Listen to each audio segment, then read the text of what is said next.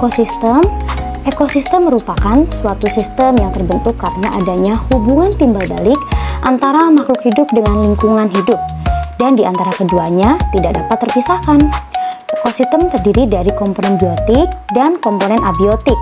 Komponen biotik terdiri dari produsen atau tumbuhan dan konsumen atau hewan, serta dekomposer atau pengurai. Sedangkan komponen abiotik terdiri atas bahan anorganik, dan iklim. Dari cara terbentuknya ada dua jenis ekosistem, yaitu ekosistem alami dan ekosistem buatan. Ekosistem alami merupakan ekosistem yang sudah terbentuk dari proses secara alami. Sedangkan ekosistem buatan merupakan ekosistem yang sengaja dibuat oleh manusia dengan tujuan untuk menjaga keseimbangan hidupnya di dalamnya. Contoh ekosistem alami adalah hutan, padang rumput, gurun, gunung. Sedangkan contoh ekosistem buatan adalah sawah, taman, dan kebun. Kali ini kita akan melakukan praktikum tentang ekosistem darat alami dan ekosistem darat buatan. Adapun alat dan bahan yang harus kita siapkan adalah lembar pengamatan, alat tulis, aplikasi barometer, serta lingkungan sekitar. Yang pertama, kita akan menuju ekosistem darat alami, yaitu hutan. Komponen abiotik beserta kondisinya yang ada di hutan antara lain, kondisi cahayanya cukup, suhunya mencapai 32 derajat Celcius, jenis tanahnya gambut dan subur, anginnya semilir, serta keadaan airnya sangat cukup. Kemudian kita akan mengamati komponen biotiknya yang terdiri dari tanaman dan hewan. Yang pertama ada pohon waru, yang kedua ada tumbuhan paku-pakuan, yang ketiga ada pohon pepaya, yang keempat ada pohon mengkudu, dan yang kelima ada tanaman binahong. Kelima tanaman tersebut saling berinteraksi dengan komponen abiotik di lingkungannya, di mana tanaman membutuhkan cahaya matahari, air, dan juga tanah untuk membantu proses pertumbuhan dan perkembangannya. Selain itu, dalam beberapa tanaman juga membutuhkan hewan yang dapat membantu proses penyerbukan.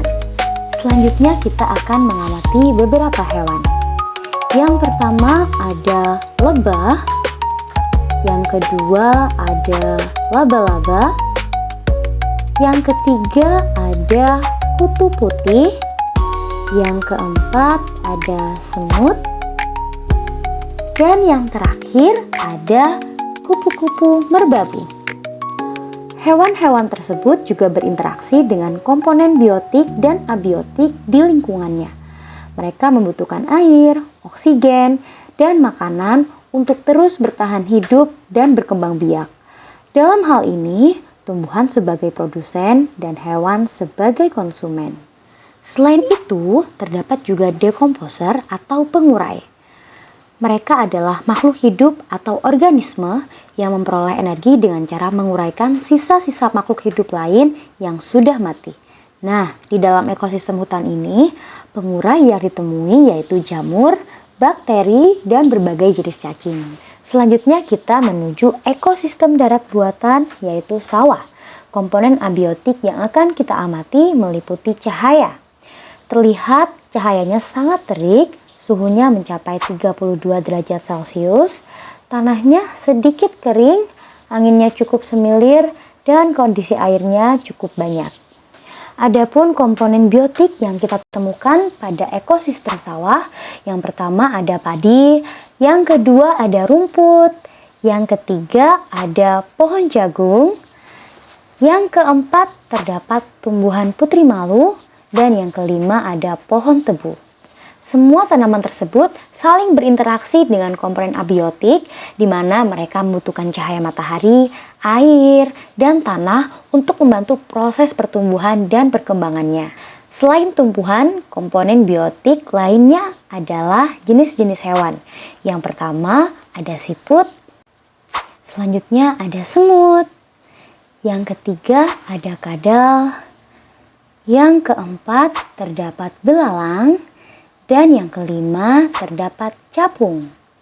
Hewan-hewan tersebut juga saling berinteraksi dengan komponen biotik dan abiotik lainnya. Mereka membutuhkan air, oksigen, dan makanan untuk terus bertahan hidup. Adapun dekomposer atau pengurai yang ditemukan di ekosistem sawah adalah jamur dan cacing. Berikut adalah tabel hasil pengamatan komponen abiotik dan biotik ekosistem darat alami dan ekosistem darat buatan. Kesimpulan pengamatan hari ini adalah dari hasil pengamatan pada lingkungan sekitar, yaitu hutan dan sawah, menunjukkan bahwa di alam ini terdapat hubungan timbal balik antar unsur atau komponen biotik dan abiotik yang membentuk sistem ekologi atau yang disebut dengan ekosistem. Interaksi tersebut mendukung keseimbangan alam yang menguntungkan bagi makhluk hidup termasuk manusia.